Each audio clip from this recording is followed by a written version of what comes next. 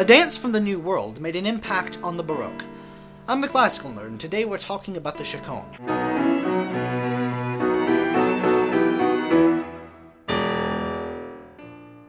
When the Spanish conquistadors came to South America, they encountered a quick, lively, satirical, and often very suggestive dance known as the Chaconne. The conquistadors returned to Spain with knowledge of the dance, which was soon assimilated into Spanish culture. It was a little like the 17th century version of the macarena because it was everywhere, no one understood it, and you either loved it or thought it was the end of civilization itself. Spanish composers were thus the first to take advantage of this new form, but over the course of the Baroque it changed and morphed into something that was almost completely different. By the time J.S. Bach gets his hands on the Chaconne at the end of the Baroque era, it's become slow and stately in 3/4 time, with a consistent bass line with variations put atop it. In this sense, it was very similar to another form known as the Passacaglia, which, confusingly enough, also hails from 17th century Spain. Not only that, but Girolamo Frescobaldi is a key figure in the development of both, and even he confused the two. At the very least, he and other composers of the era who used both forms saw the two as being very closely related, with any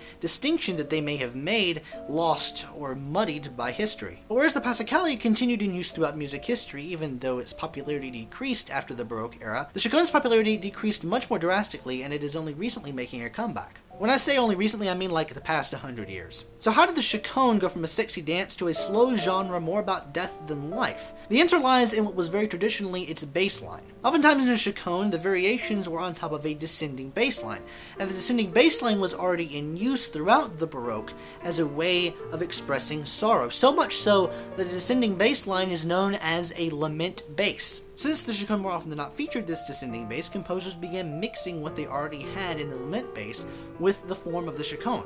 This was a combination that created a powerful and often emotionally wrought works, culminating in Bach's famous solo violin Chaconne. In addition, the Chaconne retained a sense of Spanish influence much longer than its cousin the Passacaglia, which, while tied to the same repeating bass line in 3/4 time, was not as tied into the lament bass as was the Chaconne.